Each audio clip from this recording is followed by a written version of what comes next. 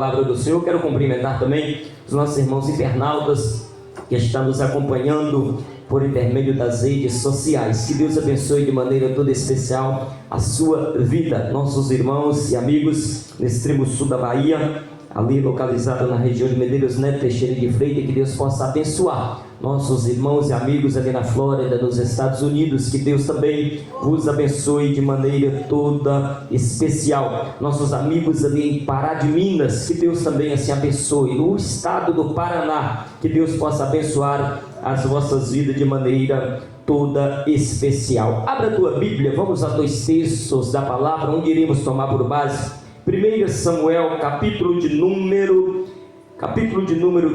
4, versículo de número 5. Depois adentraremos no Novo Testamento, carta que Paulo escreve, o melhor escritor do livro de Gálatas, capítulo de número 6, versículos 6, 7 e 8.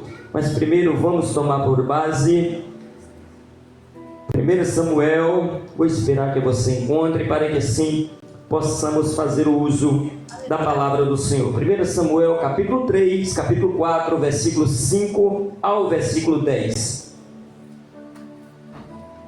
Depois Gálatas capítulo de número 6, versículos 6, 7 e 8. Quem encontrou, diga amém. Nos diz assim a palavra do Senhor. 1 Samuel capítulo 4, a partir do versículo de número 5. Quando a arca da aliança do Senhor chegou ao arraial, os israelitas gritaram tão alto que o chão tremeu. Os filisteus ouviram a voz do júbilo e disseram: que voz de grande júbilo é esta no arraial dos hebreus? Então souberam que a arca do Senhor havia chegado ao arraial. E os filisteus ficaram com medo e disseram: os deuses vieram ao arraial. E diziam mais: ai de nós, porque nunca antes aconteceu uma coisa dessas. Ai de nós, quem nos livrará das mãos desses deuses poderosos? São os deuses que atacaram os egípcios com todo tipo de praga no deserto. Seja forte, filisteus, comportem-se como homens, para que não venha a ser escravo dos hebreus, como eles foram escravos de vocês. Comportem-se como homens e lutem. Então os filisteus lutaram, e Israel foi derrotada, e cada um fugiu para sua tenda. Israel foi uma grande derrota, pois foram mortos 30.000 homens de Israel. A arca de Deus foi tomada, e os filhos de Eli, Ofni e Finéias, foram mortos. Agora vire a tua Bíblia, abra no Novo Testamento, lá em Gálatas, no capítulo de número 6, versículo de número 6, 7 e 8, e vamos ler a palavra do Senhor Jesus nesta noite. Nos diz assim a palavra do Senhor, capítulo 6, versículos 6, 7 e 8. Mas aquele que está instruído na palavra, compartilhe todas as coisas boas com aquele que instruiu. Não se engane, de Deus não se zomba, pois aquilo que a pessoa ou que o homem semear, isso também colherá. Quem semeia para a sua própria carne, para a carne colherá corrupção, mas aquele que semeia para o Espírito, do Espírito colherá vida eterna. E você pode dizer amém, e tome o seu assento nesta noite, adorando, exaltando e bendizendo ao nome santo do Senhor Jesus Cristo de Nazaré. Queridos, o texto da qual nós acabamos de fazer leitura, prometo ser bem sucinto nas minhas palavras e não me estender muito, mas falar Então somente aquilo que Deus me permitir, que assim nós falamos na noite deste dia. O texto que acabamos de ler é um texto bem conhecido de quem gosta de examinar as Sagradas Escrituras, até porque a Bíblia é o nosso manual, e preciso dizer que a Bíblia não foi feita para ser tão somente lida, mas a Bíblia foi feita para que nós o examinamos e extraímos da Bíblia aquilo que precisamos para entrar nos céus e para ter uma vida de constante intimidade para com o nosso Deus.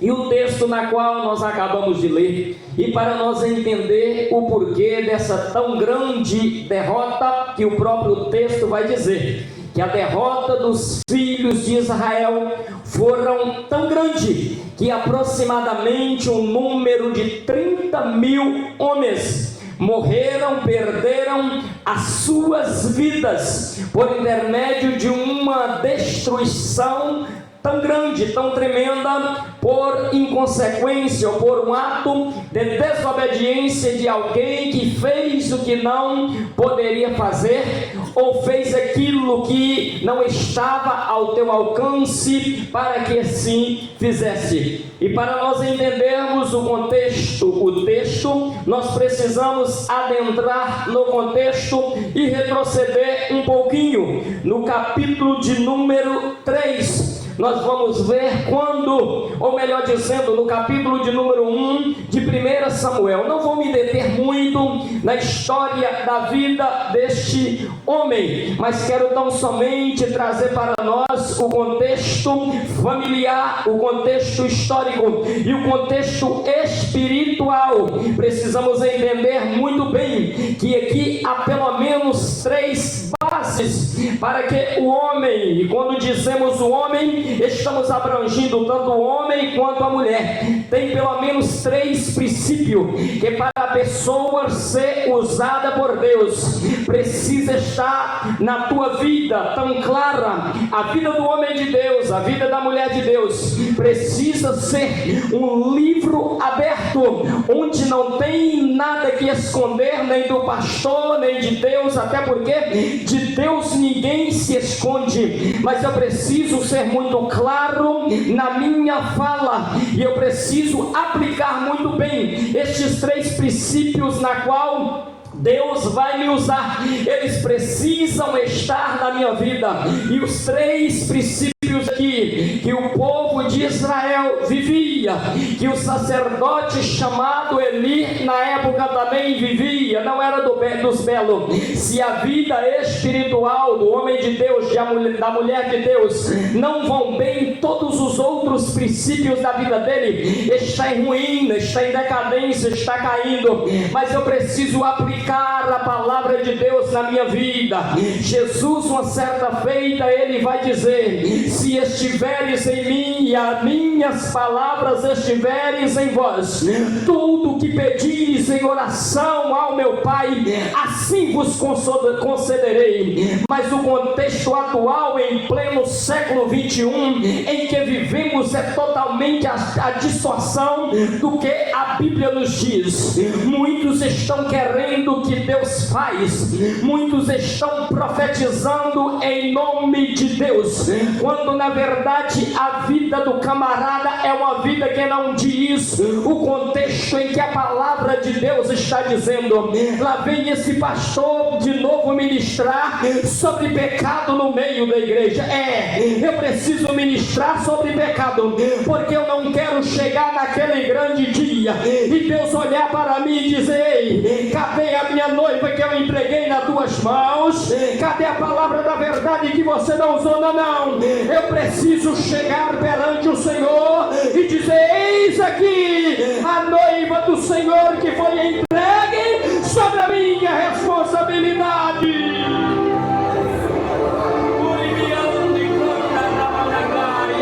E o contexto que nós vivemos em pleno pleno século 21 é totalmente diferente do que a Bíblia está nos ensinando, é totalmente diferente o que Jesus nos ensinou. Vivemos num tempo onde a religiosidade está mais acima do que os princípios de mandamento da palavra de Deus. Se tem uma coisa que Jesus abomina, é a religiosidade. Jesus, uma certa feita, olha para o povo, para os fariseus, para os escribas e diz: ei, vocês atam fardos sobre os ombros do povo que nem vocês mesmos conseguem carregar. E também não é diferente nos dias atuais em que vivemos. Vivemos dias no meio do povo de Deus onde o ter é mais importante do que ser. Se eu tenho alguma coisa, eu valo muita coisa. Se eu não tenho nada, eu não valo nada. Mas o que me dá respaldo é que eu tendo ou não tendo, se eu tenho uma vida de intimidade na presença de Deus, isso é o suficiente para que a vontade de Deus seja feita.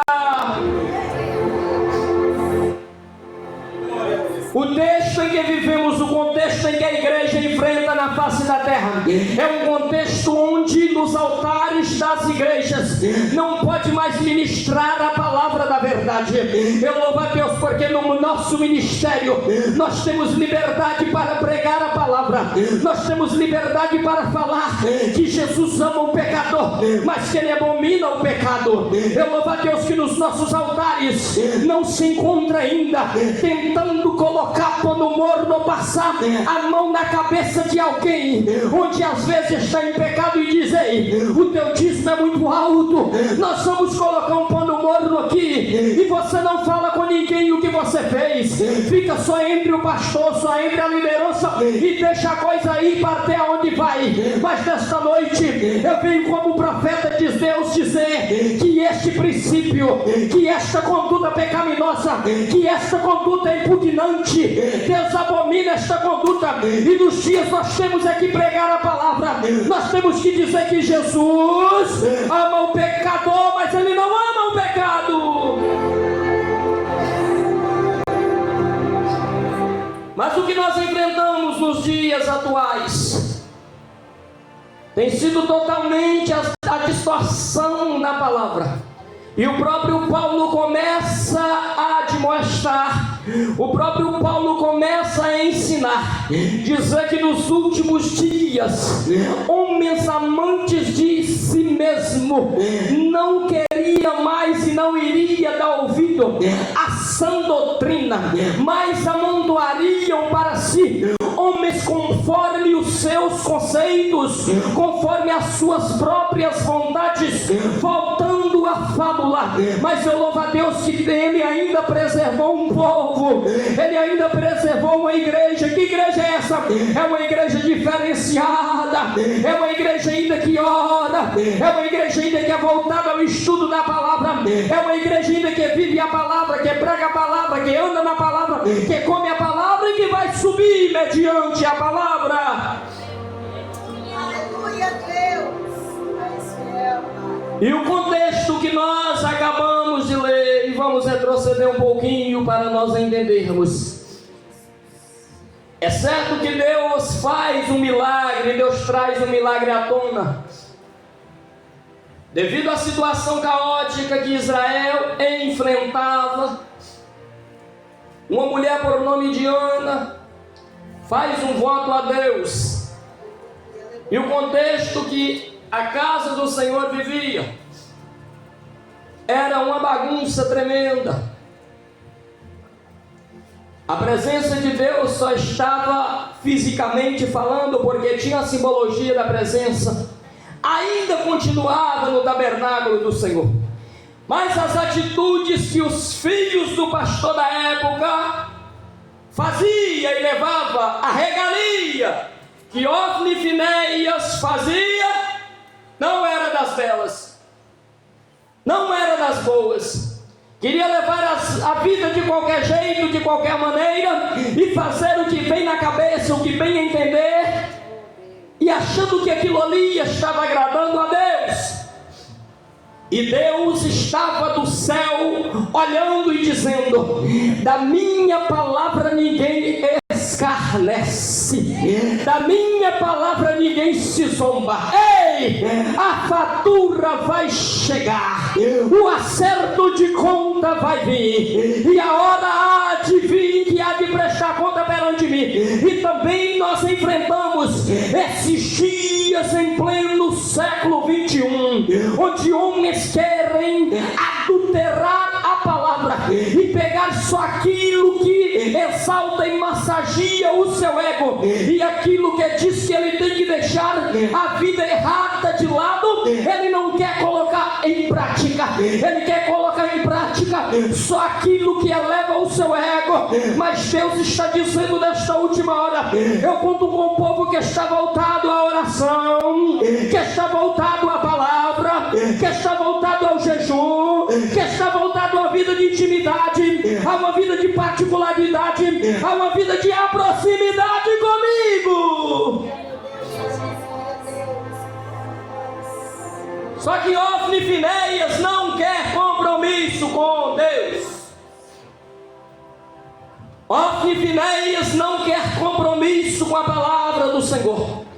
Ofni e Finéias ignoram aquilo que eles aprenderam da vida do sacerdote Eli.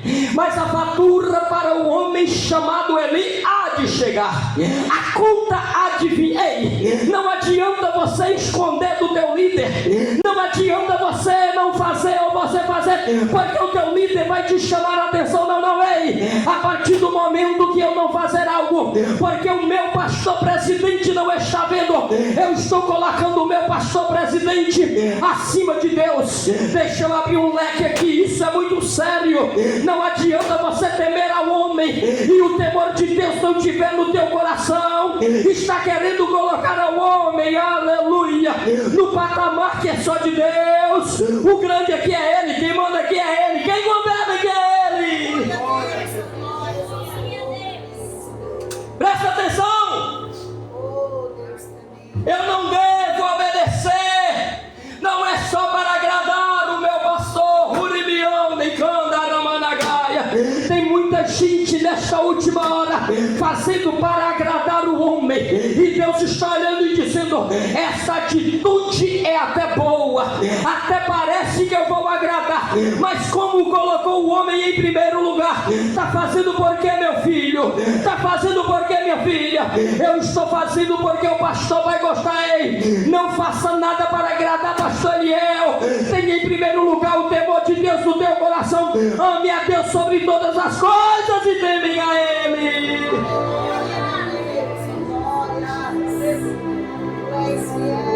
Não adianta eu não fazer porque o meu pastor não está vendo, ou porque o meu pastor não vai ver. O salmista Davi, uma certa feita, vai dizer: para onde irei eu? Se eu subir aos céus, aí tu está. Se eu descer e colocar minha cama nas profundezas, aí também o Senhor me achará. Para onde fugirei eu da tua presença?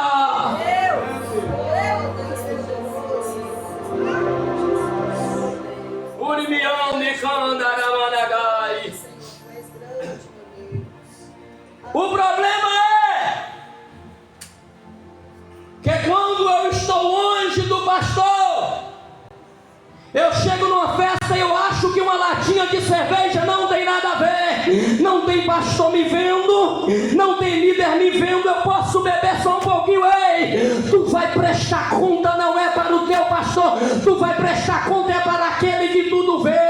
A Bíblia diz que os olhos dele é como chama de fogo. Aleluia, Deus. És poderoso, meu Deus, aleluia. Oh, grande Deus. Não adianta nada eu não fazer porque o pastor vai ficar sabendo. Eu tenho que ter em primeiro lugar temor de Deus no meu coração. Eu não devo fazer porque Deus tem que estar em primeiro lugar na minha vida. E os filhos de Eli levam a vida de qualquer maneira. Oh, Espírito de Deus. Os filhos de Eli levam a vida da maneira que eles bem entendem. Eu imagino que Ofni e Finéias, um olha para o outro e fala assim: papai já está até cego, porque o texto é claro em dizer, quando Deus chama o menino Samuel, o texto vai dizer que a visão de Samuel já estava obscura, já estava escurecida e ele não enxergava mais muito bem. E aqui eu quero me conjecturar no texto que eles faziam o que bem entendia, mas o homem de Deus, ele não precisa ter os olhos carnais abertos. Ele pode até não ter visão carnal e terrena, mas se ele tem uma vida de intimidade com Deus, não se preocupa que o próprio Deus trata de trazer à tona aquilo que está encoberto debaixo do tapete. Deus não deixa se escarnecer, de Deus ninguém se zomba. Deus é Deus justo e Ele não folga com a justiça. Deus é Deus que age com retidão. E os falatórios eram imensos e a fama corria de Ofni e Finéias. Com certeza o povo não queria mais vir no templo para cultuar, para trazer a oferta do sacrifício anual, porque os falatórios eram imensos, eram grandes. E uma certa feita, reúne todo o batalhão de Israel e parte para a guerra. Coisa horrenda, coisa horrível, é a pessoa sair para uma batalha, aleluia, achando que Deus está com ele, quando na verdade Deus não está. Se Deus está com você, ergue a tua cabeça e vai, porque Ele é fiel para garantir. Mas se Deus não está nesse negócio, meu filho, é melhor você nem sair do lugar que você está. É por isso que Deus olha para Moisés, olha para Deus e fala assim: Senhor, se o Senhor não for conosco, nem nos faça subir daqui. Eita glória, aleluia Deus. Oh, aleluia Deus. Sabe por que nós vemos hoje, contemplamos e presenciamos Aleluia, Pai, glória a Deus. tantos fracassos ministeriais, tantas decepções no meio do povo de Deus? É porque tem alguns que ainda estão de pé e acham que Deus está com eles, aleluia, quando na verdade Deus já saiu há muito tempo. Me prova na Bíblia, pastor, te provo. Tem pessoas que já estão acostumadas em viver no pecado, que não tem mais intimidade, não tem mais sentimento, não tem mais preocupação. Lembra de Sansão? Sansão vai brincando, vai brincando, vai brincando. Na terceira vez que ele brinca, quando ele acorda que a mulher, por nome da Dalila, fala: Sansão, desperta, porque os filisteus vêm sobre ti. O primeiro pensamento que vem na mente de Sansão: eu sobressairei como das últimas vezes. E o texto categórico e claro em dizer: e não sabia Sansão que o Espírito do Senhor já havia se retirado da vida dele.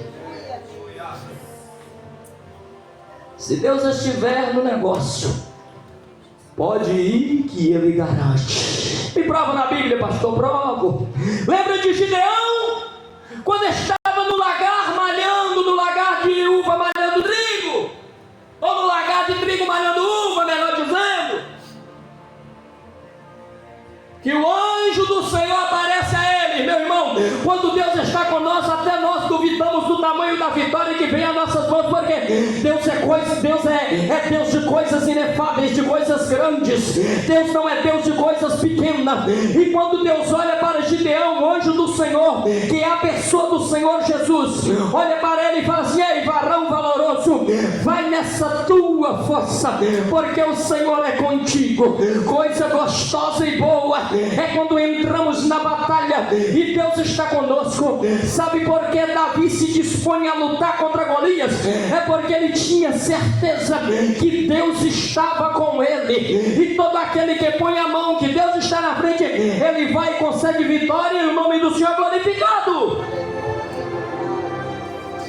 Mas quando Deus não está, a coisa fica preta. Quando Deus não está, o pequeno fica grande, o covarde fica valente. Quando Deus não está, o que é valente sai amedrontado, sai envergonhado, porque Deus não está neste negócio. Não foi diferente. Ófni e Finéias achavam que ainda podiam lutar, em nome do Senhor ia ganhar. Mas o texto diz que eles partem para a batalha, para o campo de batalha.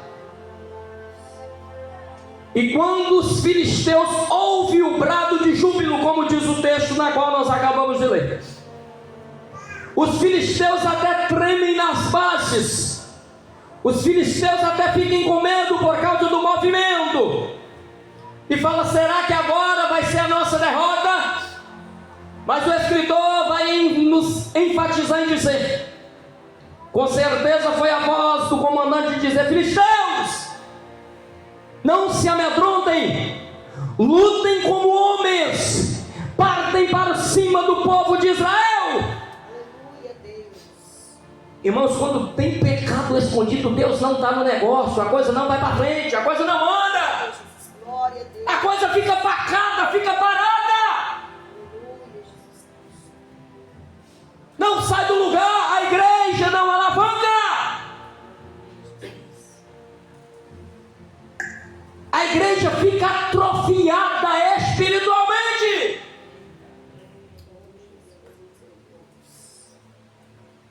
Deus não compactua com o pecado.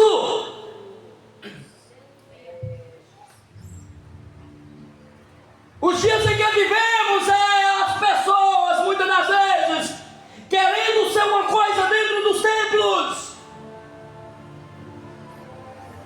e sai dos templos para fora, é totalmente outra pessoa.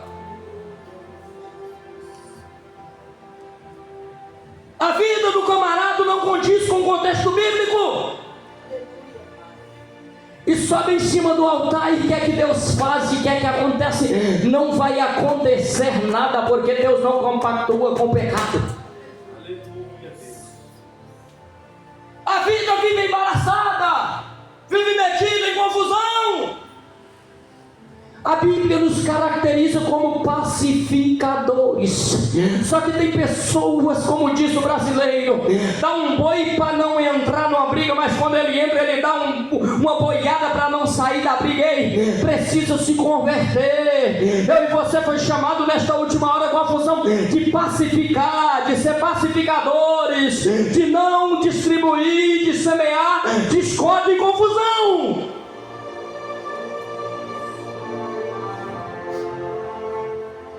Ófni e Finéias vai para a batalha,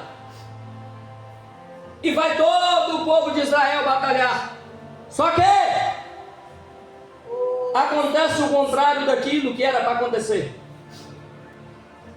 No versículo de número 10, versículo de número 11, o que Israel tinha de mais precioso agora é tomada. O que Israel tinha de mais precioso agora é levada.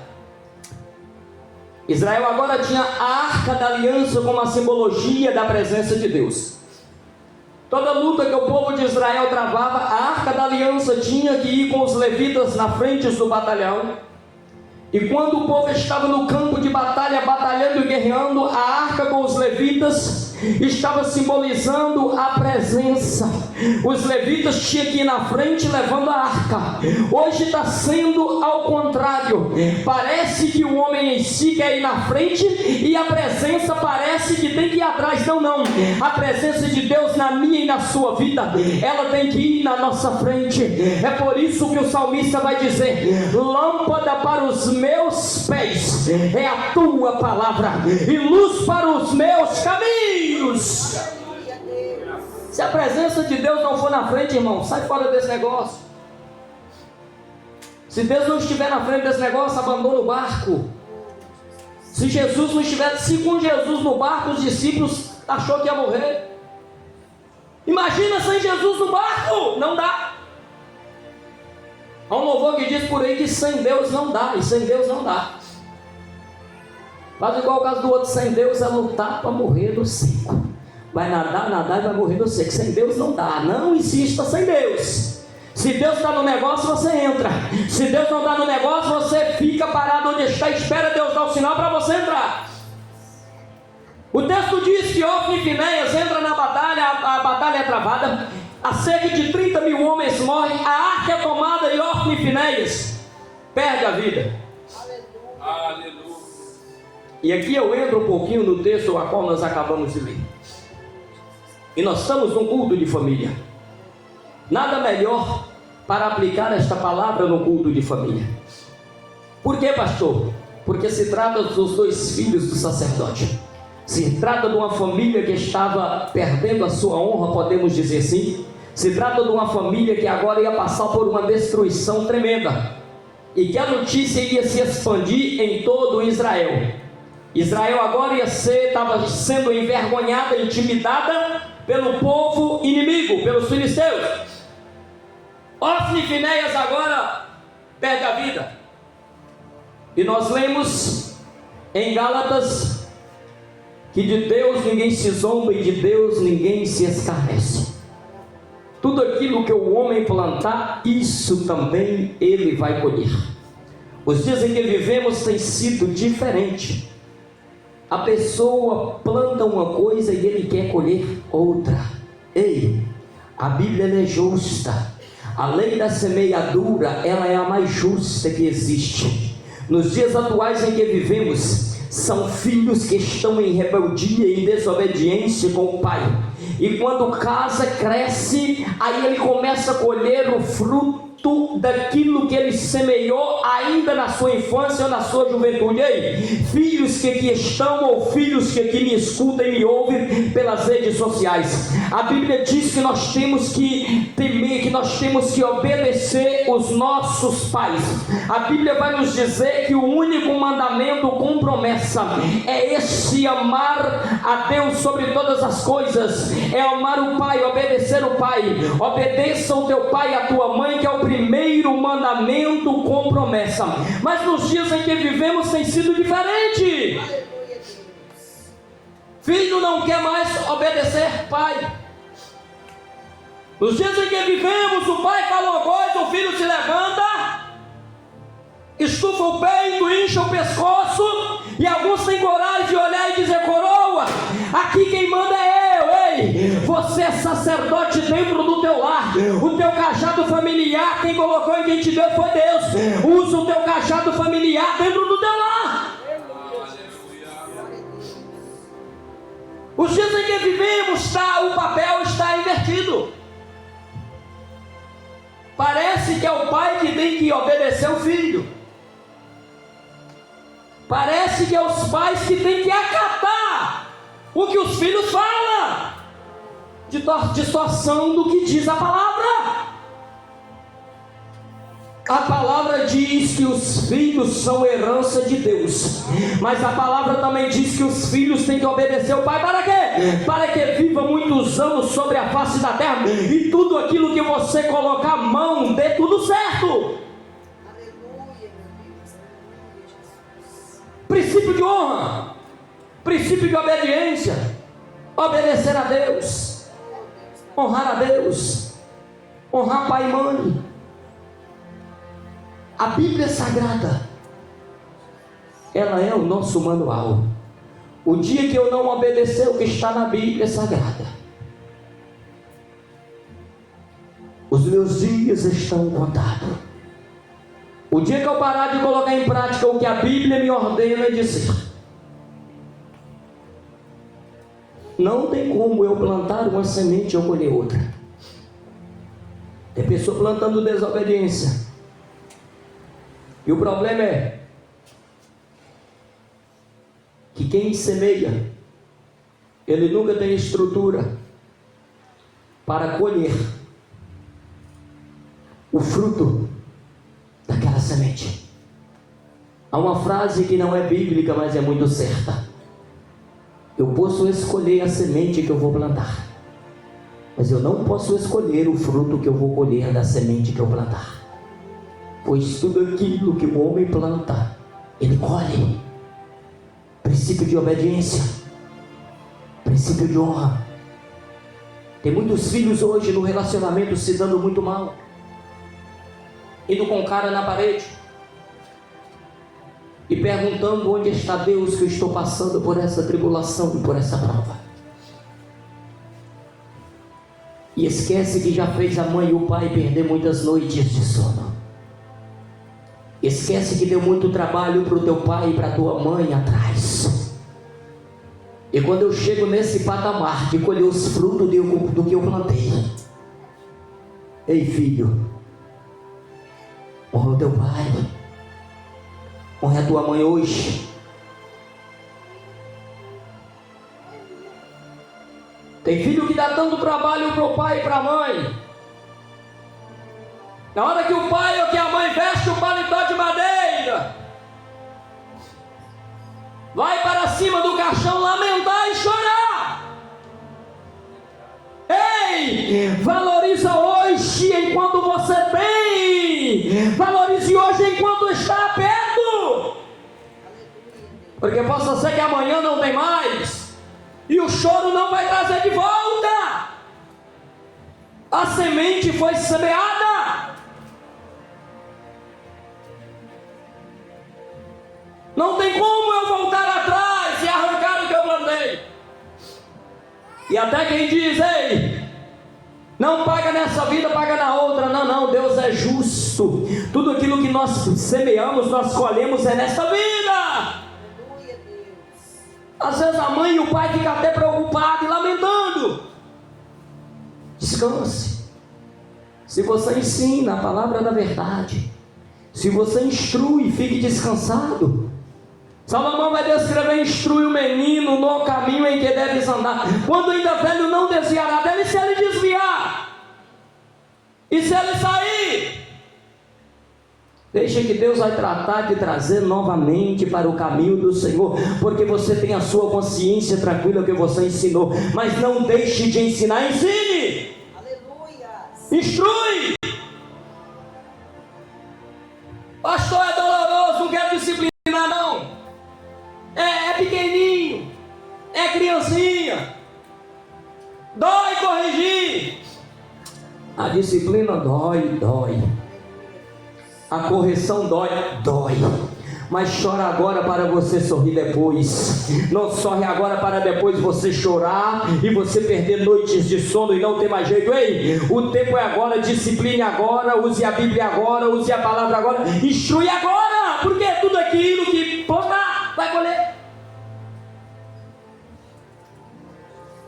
Tudo aquilo que plantar vai colher. O texto diz: de Deus não se deixa escarnecer, de Deus ninguém se zomba. Tudo aquilo que o homem planta, ele colhe.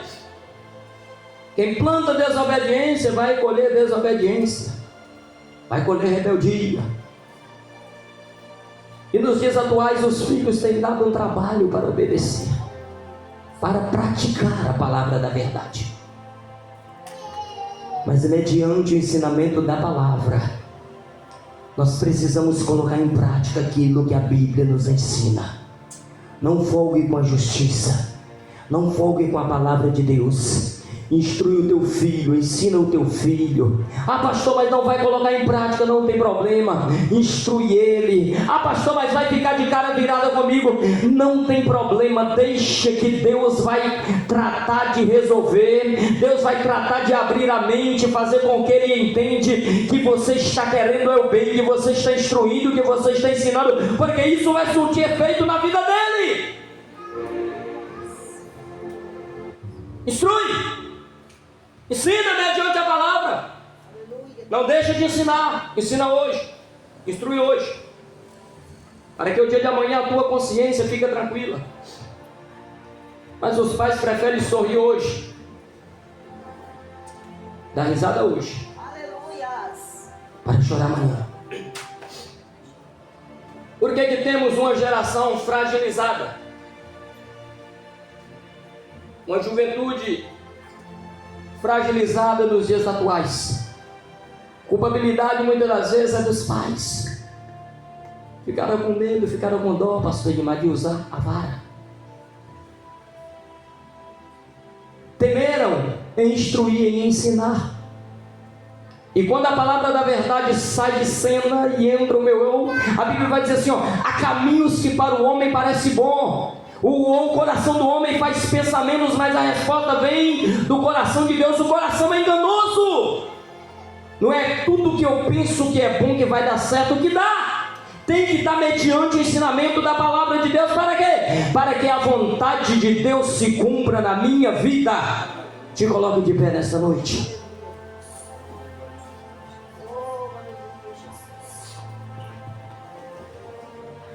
Pastor, está falando mal, está escarnecendo. Se preocupe, não. Está falando isso, está falando aquilo. Se preocupe, não. Pastor, está contando mentira ao meu respeito, está zombando de mim. Se preocupe, não. Entregue na mão de Deus. A Bíblia fala, entregue o teu caminho ao Senhor, confia nele, e o mais tudo ele fará. Está apertado, está difícil, está gemendo, está doendo, ei, descansa tão somente no Senhor, pois ele tem cuidado de ti nos mínimos detalhes da tua vida. Deus é zeloso, e a Bíblia diz que ele vela para cumprir com a tua palavra. Deus não tarda em cumprir aquilo que ele tem falado. Queria convidar o pastor Edmar Bispo para estar fazendo oração. Descanse no Senhor.